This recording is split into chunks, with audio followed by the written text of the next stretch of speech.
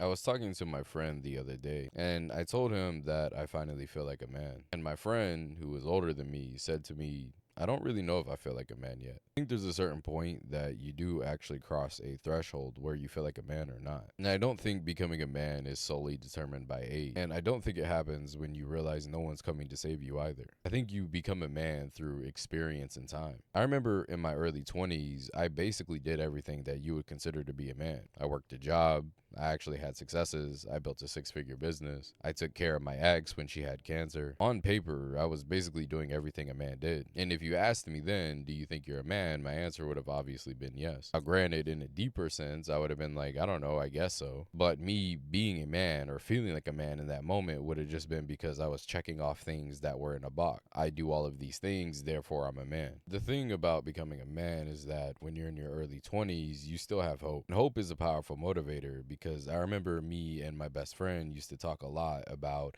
next year is going to be our year. And by the time we're 25, we're going to have this. And by the time we're 30, we're going to have this. Because it's easy to idealize and hope. I don't know if you've ever seen the statistic, something about, I don't know, 80% of high school kids or whatever think they'll be a millionaire by 30. It's some sort of nonsensical statistical number. Because the reality is that we all think that we're better than the people around us. We all think that we're smarter. We all think we'll pave our own path. We all think that we'll figure it out. And I remember when I was younger, I would always say, well, I'm 20, right? By the time I'm 30, that's 10 years from now, I'll figure it out. Because you think that within a year or 2 years or 3 years or 5 years, you'll be a millionaire. That all it really takes is you just committing. Like the moment you sit down and commit, that's when everything changes. But that's the thing is that before you know it, the reality of life starts sneaking up on you. And the thing about life is that it doesn't stop coming. It doesn't stop moving. That's the thing is that when you're younger, you think life is easier to navigate than it is. I remember when I was younger, I basically had what most people would consider to be an anxiety disorder, even up until my early to mid 20s. Like basically, I would get super anxious over so many things. It didn't mean that I wasn't functional. I just was constantly in a state of anxiety. And then I woke up one day and I realized that I hadn't had anxiety in a while. And I was sitting there and I was like,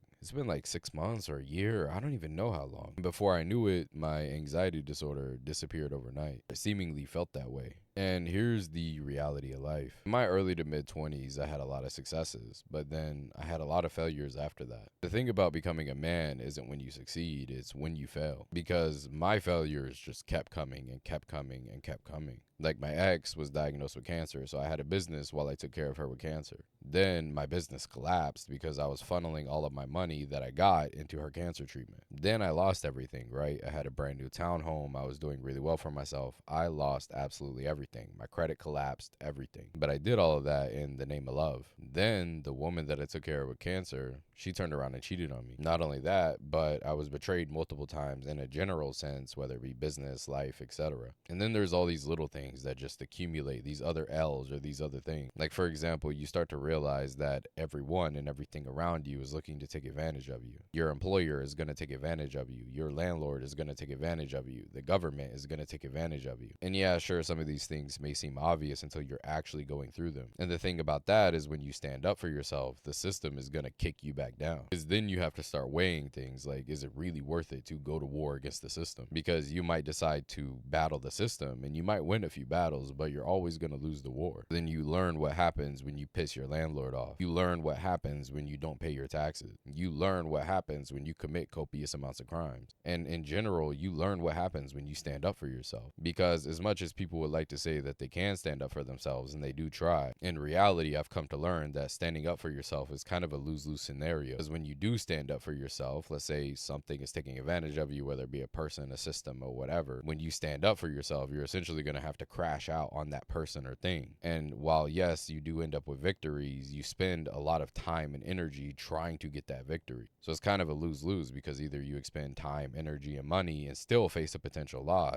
or you let a person, system, thing, whatever, take advantage of you. Then you go through things like heartbreak, for example. And heartbreak really redefines your identity sometimes. It's not just about losing a person, it's about losing the person you were when you were with them. It's about losing the person that you thought you were going to become. Because the thing about heartbreak and being in a relationship is that you can tie your identity to that thing. When you're in a relationship, you have a safety net. When you're in a relationship, you have this other person. When you're in a relationship, you have a shared routine. But without a relationship, you have to start asking uncomfortable questions, especially if you've taken accumulated L's in general in life. Then it can start to make you really existential, because then you have to start asking larger questions like, who am I? What do I want my life to become? And not only that, but by this point, you've started to realize that the easiness that you thought life was going to hit you with is not there at all. And all of a sudden, building a 6-figure business or a 7-figure business is not only hard, but it feels impossible. And at this point, you're just trying to swim, right? You're just trying to keep your head above water. At this point, having a decent job, feeling stable, having a roof over your head, just having the absolute basics start to feel like something that you're fighting to keep, because that's the reality. You start fighting to keep stability. You're not even fighting for your future. You're not even fighting for dreams. You're not even fighting for this bigger picture. You're just literally fighting for stability and peace. And when I was younger, I used to sit there and kind of mock or make fun of people who would just go do a 9 to 5, work their job, go to work and come home. Because I would sit there and be like, dude, you have no ambition, no life, whatever. You're going to be doing this until you're 65. You're pathetic. But as I've gotten older, I can understand the peace in that, the peace in just going to work and coming home. Because what a lot of people don't understand is that there's an accumulated exhaustion that builds up. And that goes back to me talking about the whole anxiety thing. One day I woke up and I was no longer anxious. Because here's the thing, I also went through 2 years of depression and basically feeling existential about my life. And when you wake up on the other side of that, when you start to quote unquote feel like a man, basically all of your hopes, dreams, ambition, and all of that have been stripped away from you. And every day you wake up, it's now just kind of like this accumulated exhaustion. It's not in your face, but it's just this background hum every single day. You just wake up and you're tired. You just wake up and you're exhausted. It doesn't mean that you don't go to the gym. It doesn't mean that you don't function. It doesn't mean that you don't even accomplish things. Like, I'm still a high functioning adult. I'm probably more functional now than I've ever been in life. But there's an emotional heaviness, a background ring to everything that you do. It's just straight exhaustion. And that's the thing also about becoming a man, is that you can now wake up and you can do everything. I'm no longer anxious because I can get an apartment, I can get a car, I can get a job, I can do all of these things. And at the end of the day, I've been desensitized to what life has to throw at me. I think a good analogy for it is that early on in life, you kind of have these high emotional swings. You have these high highs, these low lows. Basically, your life feels almost like a movie, right? You have these big ambitious dreams, and then when bad things happen to you, you're so sad and depressed. But eventually you hit a point where you basically kind of stay at a baseline. You don't have high highs, but you also don't have low lows. Like I said, it's like this background, just this background accumulation of everything bad and good that's happened to you. So now you just wake up every day and you're just kind of at a baseline. You know what to do, you know what needs to get done.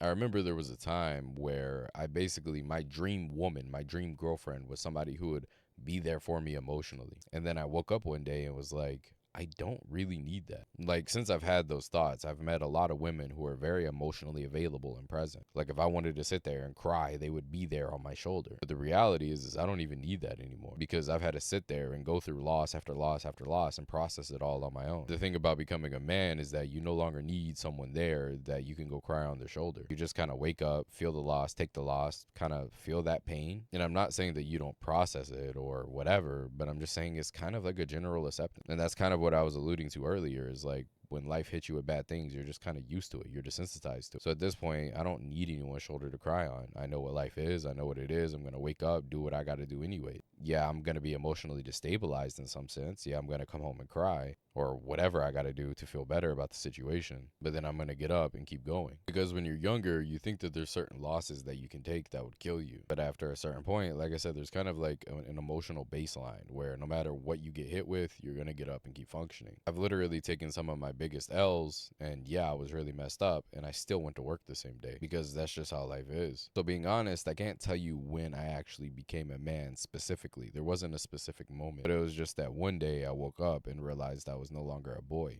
and I knew that I was a man. Anyways, I'm out. Peace.